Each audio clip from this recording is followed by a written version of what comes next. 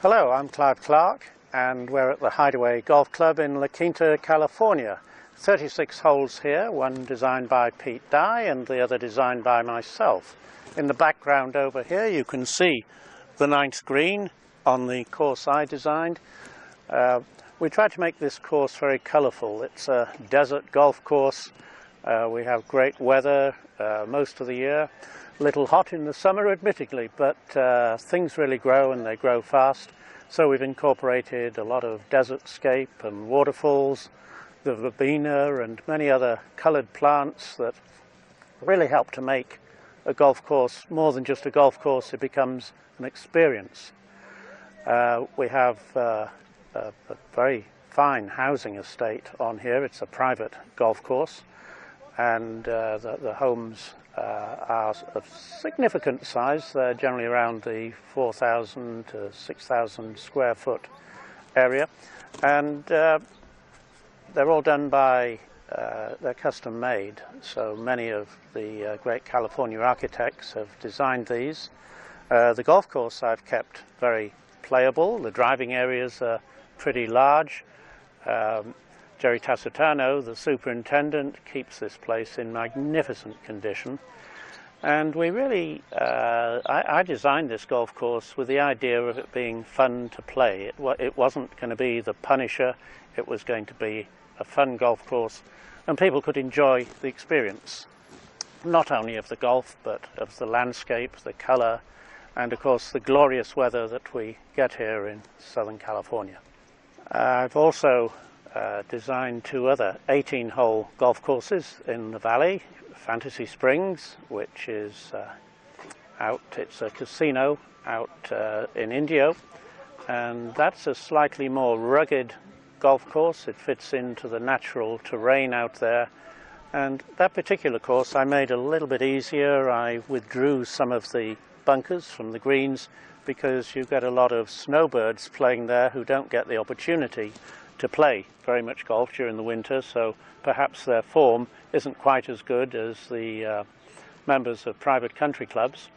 So I took the bunkers away from the greens a little bit to give them better access, and you don't have to be quite as precise, but it's a very good golf course. It plays about 6,800 off the back, which is probably more than enough for general golfers. The Pro Tour, obviously, you'd need to have a longer golf course, but it's not designed for the Pro Tour, it's designed for the guests of the casino and the visitors. Also, I designed Indian Wells at the Indian Wells Resort, which is a very picturesque golf course. Again, there's a lot of water, waterfalls, moving water, and it was an existing course which we completely rebuilt. So it does have a lot of very nice natural aged trees, which is nice to find in the desert. Although things grow quickly, if you start from scratch, my course here, for instance, had no trees at all. It was devoid of trees. It was just flat desert. But as I say, trees grow pretty quickly here, and you're putting in fairly established palm trees, and the other acacias and various brands of trees fit in very well. They're natural to the desert. We did actually on Hideaway bring in some trees from the San Diego area, some stone pine, and surprisingly pine does pretty well in the desert. We get around December, January, some frosty days where the temperature can be perhaps as low as 20 degrees or so. Just for a few mornings, and then in the summer it can get up to 120 degrees plus, so you have to have pretty hardy material to stand those two extremes, but they work very well. And as you can see over here, the ninth green with the annual colours, the red flowers, they're annuals, they're planted every year, and this whole place is really a jolly nice place to be. Over at Indian Wells, when the course opened up, things grow in very quickly here in the valley. We started construction in January, and by the end of November, Thanksgiving, we had 2 consecutive skins games played there with top players over Thanksgiving weekend, which was a lot of fun. We had Phil Mickelson, Freddie Couples, and a number of other well-known pros. and that was televised by ESPN on both days. But it just goes to show, from putting a shovel in the ground where you have great weather and a base of sand and you have a good budget, you can actually get a golf course open from putting a spade in the ground, say in January, and it can be open in November, which is quite extraordinary. It doesn't happen in many places in the world. We've also been doing some remodel at Desert Horizon, which is in Indian Wells. It's a course that was first developed in the early 80s, and we've renovated the green complexes, so they've got all new green complexes, including the bunkers and the fairway bunkers, and we've added quite a lot of colourful landscape. That was achieved this last summer and opened on the 12th of November, and I've been down there, and I'm happy to say the members have taken to it like a duck to water, and they're very enthusiastic, and we're going to do the back nine this coming summer, so that will be ready, and the whole 18-hole golf course will be complete by this coming November. So the members are looking forward to that. Just a word or two about England and Great Britain. There are a lot of very fine courses over there if you get a chance to travel. England has some well-known courses in the London area, like Sunningdale Golf Club, Wentworth, Walton Heath, Woburn, and quite a number of others. It's rich in golf, and out in the Surrey area you get the Sandbelt, which is great because it's more like the courses are like inland links, but surrounded by pine trees and forest, which is a very attractive setting. I started playing golf when I was 12 years old, and I got so keen that in the summer and Easter holidays I used to play 3 rounds every day and practice in between. I think it was a great relief to my parents that they could drop me off somewhere safe and pick me up at about 6 o'clock at night. It was kind of nursery school really, but it was a golf course, and I thoroughly enjoyed that. I started in Yorkshire, a golf course called Scarborough North Cliff. Scarborough is a seaside resort on the northeast coast of England, and as I said, I got very keen on golf, and I progressed, and eventually I got to play good amateur golf, and I became one of the 2 best amateurs in Great Britain, and played in the Walker Cup in Baltimore, Maryland, which was a great thrill because it was the first time I'd been to America, and I just turned 20 at that stage.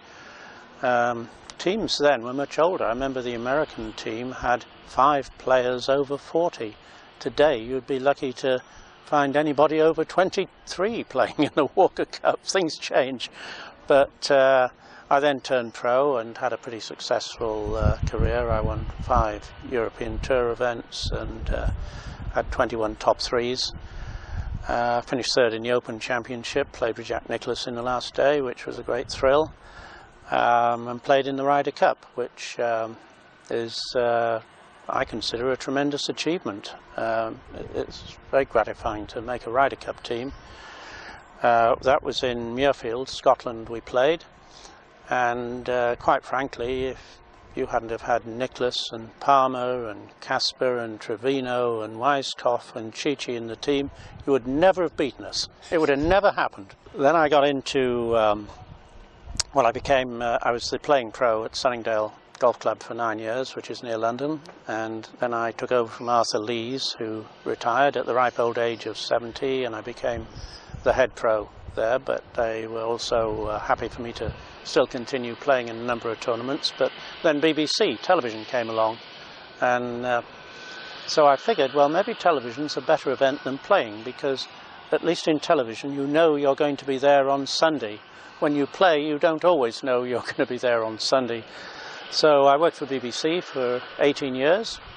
Peter Allis and I had a company in design which ran for a number of years till I moved over to the States to live permanently.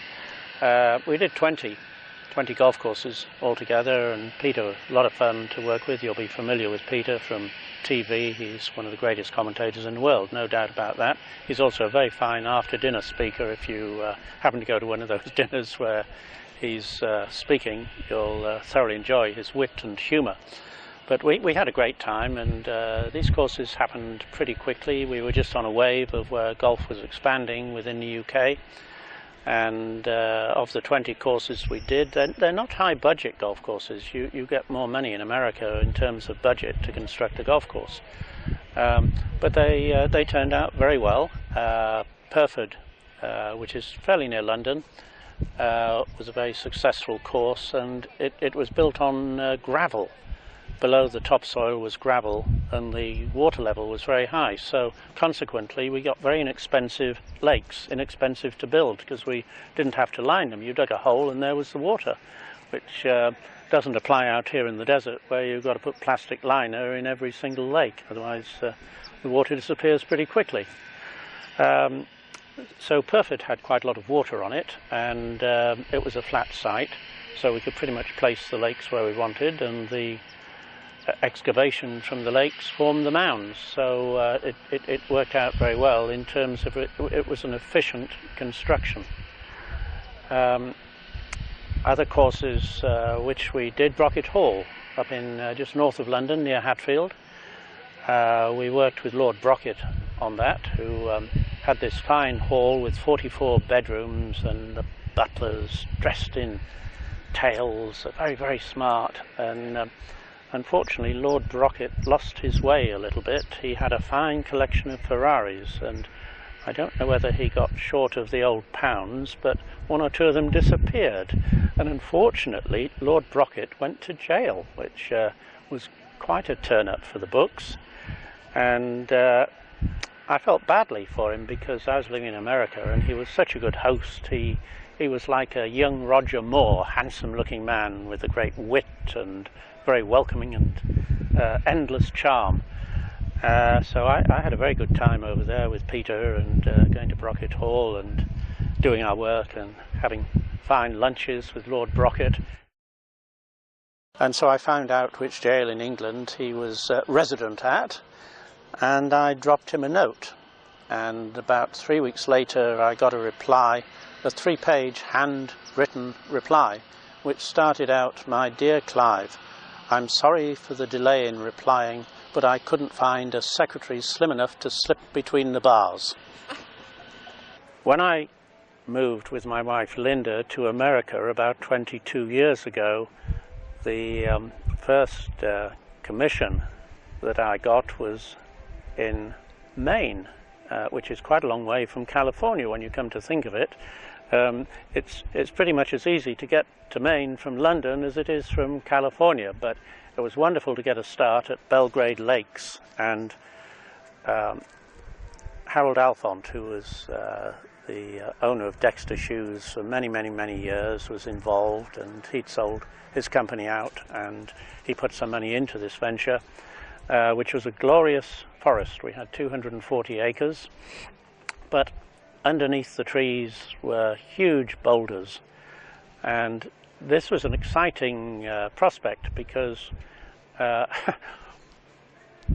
firstly, they're going to look very nice when they're clustered and strewn out of the trees. It really has become a gorgeous effect. The downside is you have to move them, and you move boulders one at a time. They are big and they are heavy, and you load them to a dumper truck, and off they go, and they get placed, as I say, one at a time.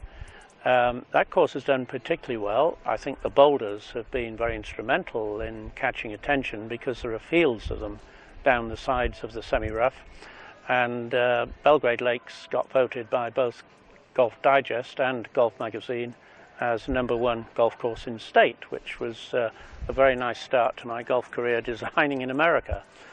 I also did Lake Winnipesaukee, which when it came on the market, it's a private club in New Hampshire.